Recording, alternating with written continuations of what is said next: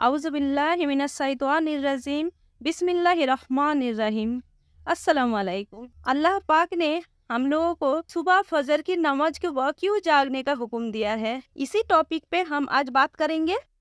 کبھی ہم سب کی ذہن میں یہ سوال ضرور آتا ہے، اللہ سبحانہ تعالیٰ نے ہمیں فجر کے وقت جاگنے کا حکم کیوں دیا ہے؟ وقت صرف نماز پڑھنے کا وقت ہوتا ہے فجر کے، کیا اس وقت کے پیچھے ایک راز پوشیدہ ہے؟ وہ راز کیا ہے؟ اس راز کو جاننے سے پہلے ضروری ہے کہ ہم نماز کے بارے میں جان جائے، جو ہم پر دن میں 5 مرتبہ پڑھنا فرض کی گئی ہے، اور یہ 5 نمازیں کس طرح فرض ہوئی، اس کے پیچھے بھی ایک شاندار وجہ ہے،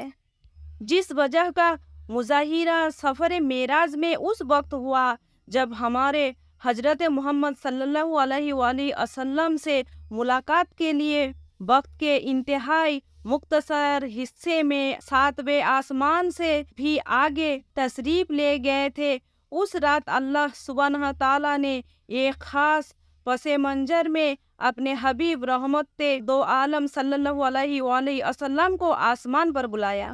اور اپنے خصوصی انعامات سے نوازا۔ اس مبارک سفر میں اللہ سبحانہ تعالیٰ نے اپنے قرب خاص سے نوازا، انبیاء اکرام سے ملاقاتیں کروائی، جنت اور جہنم کا مشاہدہ کروایا،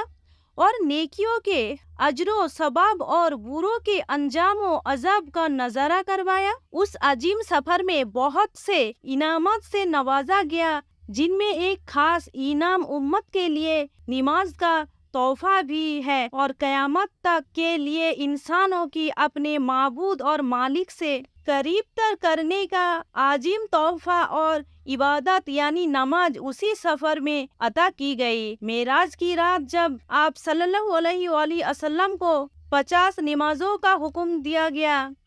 ہمارے پیارے نبی صلی اللہ علیہ وآلہ وسلم حضرت موسیٰ علیہ السلام کے کہنے پر اپنے اللہ سے 50 نمازوں میں نرمی کی درخواست کی، اور ایسا کئی بار ہوا، یہاں تک کہ اللہ نے امت محمدیہ کے لیے دن میں 5 نماز کا حکم دے دیا، جس کے بعد بھی حضرت موسیٰ علیہ السلام نے آپ صلی اللہ علیہ وآلہ وسلم کو 5 نمازوں میں کمی کے لیے اللہ کے پاس ایک بار پھر جانے کی صلاح دی، لیکن تب آپ صلی اللہ علیہ وآلہ وسلم نے فرمایا کہ میں نے اپنے رب سے کئی مرتبہ درخواست کر لی ہے، یہاں تک کہ اب مجھے حیا آ رہے ہیں، اور اب میں راضی ہوں اور اس حکم کو ہر طرح سے تسلیم کرتا ہوں۔ ہر نماز پڑھنا ضروری ہے، اور یقیناً آپ کے لیے بھی نمازوں میں سب سے زیادہ مشکل نماز فرض کی نماز ہوگی، جس میں نیند کا غلبہ اتنا ہوگا کہ ایک انسان مشکل سے اٹھ پاتا ہے،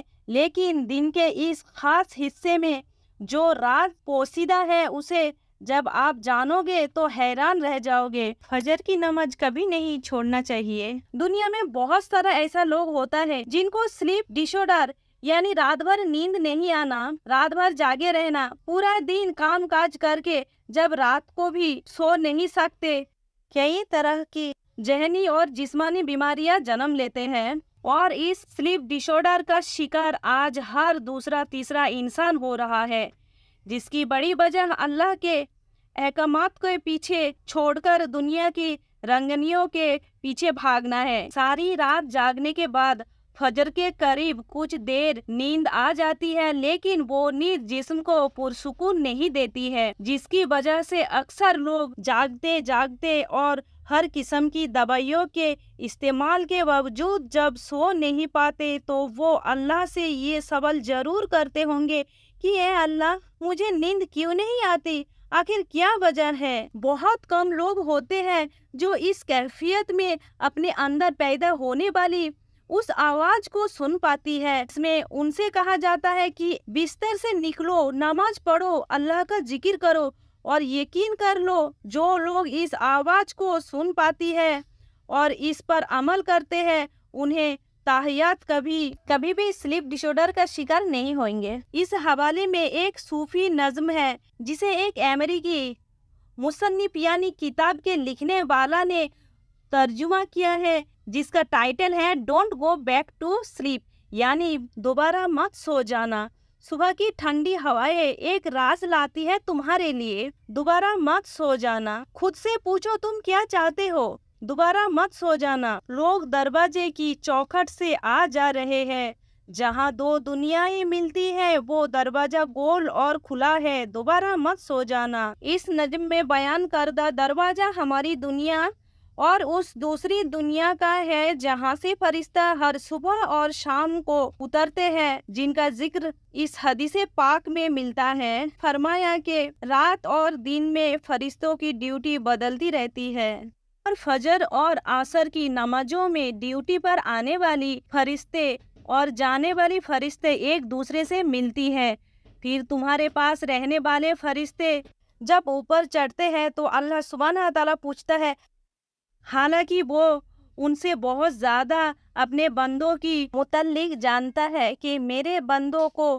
تم نے کس حال میں چھوڑا، تو وہ جواب دیتے ہیں کہ ہم نے جب ان کو چھوڑا تو وہ فجر کی نماز پڑھ رہے تھے، اور جب ان کے پاس گئے تب وہ بھی عصر کی نماز پڑھ رہے تھے۔ فجر اور عصر کی نمازوں کی اوقات میں سونے سے منع کرنے کے پیچھے بھی ایک بڑی وجہ ہے، اور وہ یہ ہے کہ سائنس کہتی ہے کہ صبح سورج طلوع ہونے وقت اور شام کی غروب ہونے سے پہلے سونا نہیں چاہیے، کیونکہ صبح کی وقت زمین پر آکسیجن بہت زیادہ تعداد میں ہوتی ہے، جس وقت ماحول تر و تازہ ہوتا ہے، اور یہ آکسیجن آپ کو دن بھر فٹ رکھنے کے لیے انتہائی ضروری ہے۔ تو جو اس وقت سو جاتے ہیں تو وہ اس تازہ آکسیجن سے محروم رہ جاتے ہیں، اور عصر کے وقت زمین پر آکسیجن کی کمی ہو جاتی ہے، تو اگر کوئی سو جاتا ہے تو آکسیجن کی کم ماترا ہی مل پاتے ہیں، جس کی وجہ سے